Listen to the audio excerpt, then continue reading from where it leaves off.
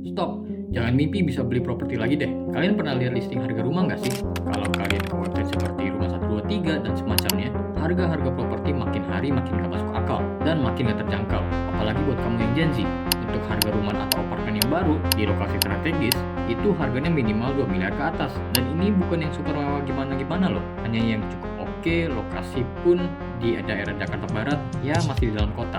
Kalau cari yang budget friendly di bawah 1 miliar, pasti ada aja yang kurang.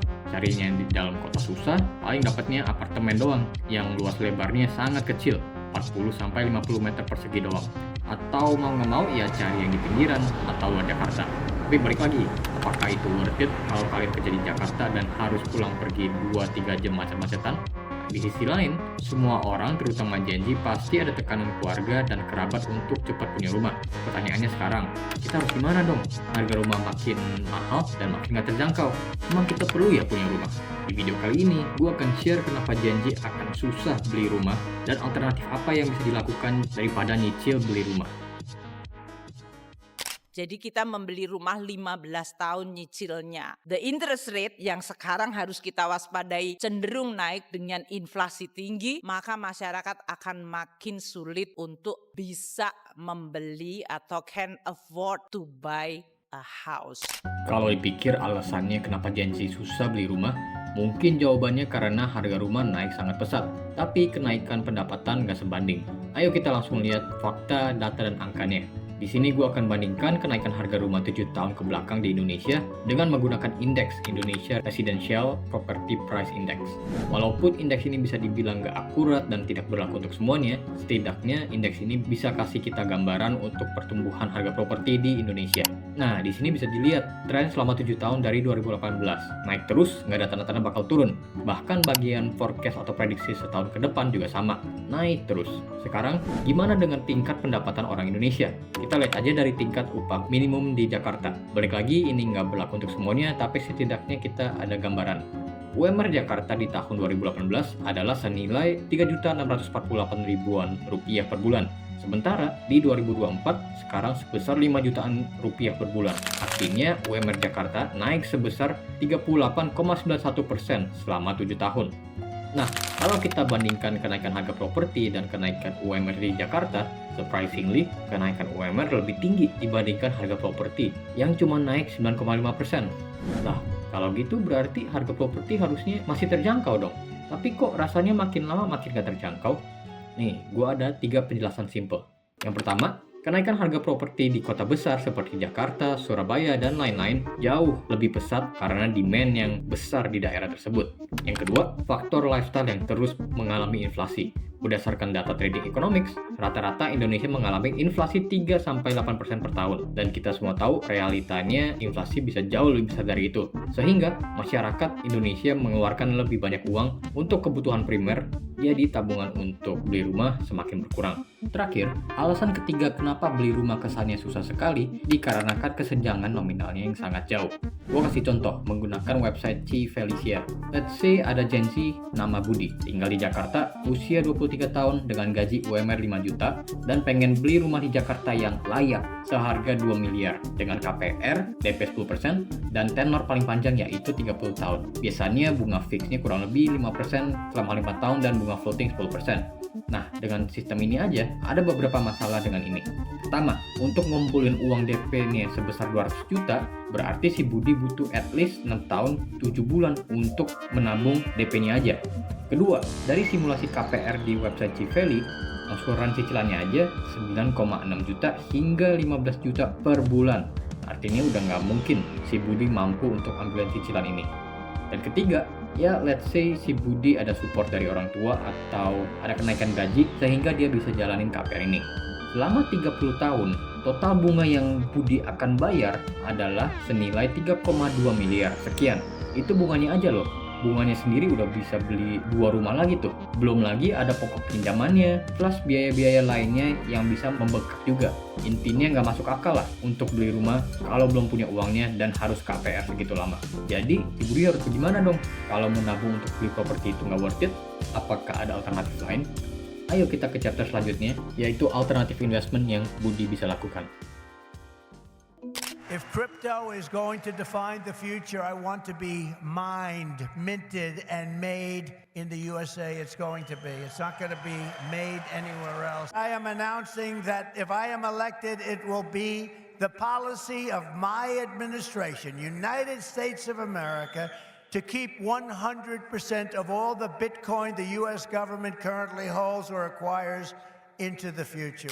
Not financial advice, tapi di sini alternatif investment yang gue maksud adalah beli Bitcoin.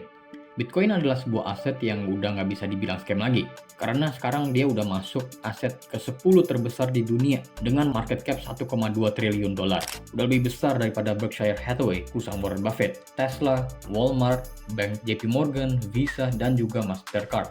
Pemilu di US, Donald Trump dan juga Kamala Harris juga menggunakan Bitcoin di campaign-campaign mereka karena pengguna Bitcoin memang sudah sebanyak itu.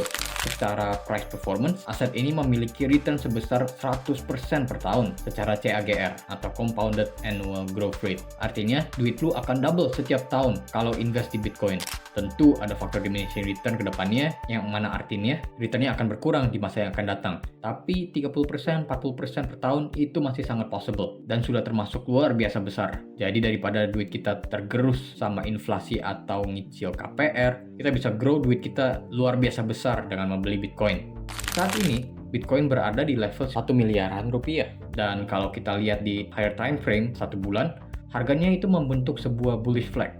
Ini artinya harga sempat naik secara pesat, konsolidasi beberapa saat, kemudian baru akan lanjut lagi kenaikannya. Kalau kita tarik garis Fibonacci untuk set target Bitcoin, kita bisa lihat bahwa target 1,6 miliar bahkan sampai 2,5 miliar itu sangat-sangat possible. Kurang lebih kenaikan 70% atau 160%-an dari harga sekarang. Dan dari berbagai macam sources, di 2025 harga target ini sangat-sangat possible untuk tercapai. Makanya, jangan sampai kelewatan kesempatan ini. Waktu yang terbaik untuk beli Bitcoin adalah sekarang. Oke, jadi mungkin lu udah tertarik nih untuk beli Bitcoin. Tapi caranya gimana? Bitcoin kan nggak ada fisiknya. Jangan khawatir teman-teman, caranya gampang banget. Kalian bisa gunakan yang namanya exchange atau ibaratnya seperti bank untuk kripto. Nah, salah satu exchange yang udah berizin lengkap dan diawasi Bapepti adalah Ajaib Crypto. Kalian bisa langsung ke Google Play Store dan Apple App Store, search Ajaib Crypto, dan install. Setelah diinstal, kalian tinggal daftar akun seperti biasa, bisa menggunakan Gmail biar mudah. Setelah buat akun, halaman homepage kalian akan seperti ini. Nah, sebelum bisa jual beli Bitcoin, kalian tinggal ikutin steps KYC di sini. Tinggal foto KTP, isi data, selfie, tanda tangan agreement, dan jadi deh. Kalian tinggal tunggu beberapa jam untuk proses verifikasinya.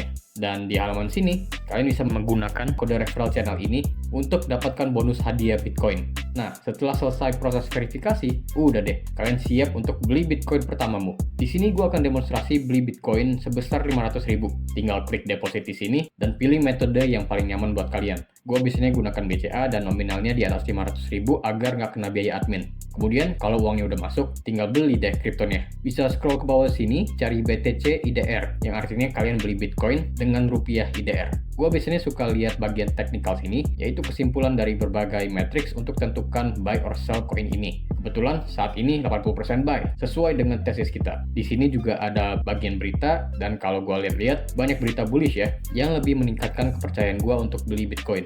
Oke, langsung aja deh kita beli. Di sini, gue biasanya suka pakai tipe limit order, yang artinya gue bisa antri di harga yang gue mau. Fee-nya juga biasanya lebih murah dibanding market order. Tapi untuk demonstrasi video ini, gue langsung aja market order, yang artinya langsung beli di harga sekarang. Jumlahnya sebanyak 500.000.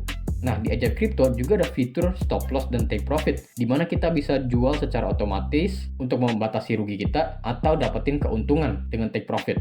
Biasanya kalau investasi, gue nggak gunakan stop loss, karena kalau harga turun dan gue yakin sama asetnya, ya gue beli lagi. Kalau untuk take profit, kita bisa set di target yang gue set tadi dengan Fibonacci di 1,6 miliar. Artinya kalau harga Bitcoin beneran ke harga situ, gue akan profit 53% dari harga sekarang dan mendapatkan Rp268.000 profit. Terus beli deh. Nah, kalau sudah kebeli, kalian bisa lihat Bitcoinnya di bagian portofolio sini. Gue udah kebeli 0,000478 Bitcoin senilai Rp497 setelah dipotong fee dan pajak. By the way, kalau kalian miliki kripto dari exchange lain, kalian bisa kirim ke Ajaib Kripto loh dengan fitur terima and kirim aset sini. Tinggal dipilih koin apa, kemudian pilih jaringan yang sesuai. Dan saat video ini di recording, lagi ada promo bonus tambahan 1% untuk transfer ke aset kripto kalian ke Ajaib Kripto. Jadi kalau kalian transfer kripto senilai 10 juta, kalian akan mendapatkan 100.000 gratis. Periode promo ini dari 16 Oktober sampai 31 Desember 2024. Jadi tunggu apa lagi? Selain Bitcoin, di Ajaib Kripto juga ada 200 plus koin yang kalian bisa jual belikan. Tapi harus banyak riset dan keyakinan dulu ya sebelum beli sebuah koin. Di Ajaib Kripto ada halaman cari, dan sini kalian bisa explore berbagai macam koin kripto sesuai dengan naratif yang lagi hot. Contohnya saat ini meme coins lagi hot. Kita bisa pencet aja, dan ini semua list meme coins yang kita bisa jual belikan. Oke, let's see. Berarti kalau kita invest 500.000 sebulan di Bitcoin, dan Bitcoin diestimasi untuk memiliki kenaikan 30% per tahun ya, gue mau tunjukin suatu hal yang gila banget dari compounding interest. Ini gue simulasikan dengan compound interest calculator namanya kalkulatorinvestasi.com, dan di sini gue masukin invest 500.000 per bulan. Let's say kita konsisten selama 30 tahun. Dengan bunga 30% per tahun aja dari Bitcoin, kalau dari grafiknya bisa dilihat awal garisnya awal-awal lumayan flat, nggak kemana-mana, tapi dia slowly but surely mulai menaik, dan setelah tahun ke-20 kenaikannya mulai parabolik. Jadi di tahun ke-5 konsisten nabung Bitcoin 500.000, tabungan kalian udah sebesar 69 juta, 10 tahun udah 376 juta, dan tahun ke-14 kalian udah memiliki 1 miliar pertama, bahkan udah lebih. Dan yang lebih gila lagi, ke tahun 29 kalian udah memiliki 100 miliar pertama dari menabung Bitcoin 500.000 aja per bulan, konsisten sampai tahun ke-29. Total modal dibutuhkan hanya 180 juta dan sisanya dari compounding interest bunga. Jadi, daripada uang tabungan kamu buat bayar KPR doang, mending nabung Bitcoin di Ajaib Kripto aja. Bukan bayar bunga cicilan, tapi dapat compounding interest yang luar biasa. Menurut kamu mending gimana? Komen di bawah ya. Kalau kalian mau tahu harga target Bitcoin berapa di 2025, kalian bisa nonton video yang ini. Thank you for watching and see you in the next video.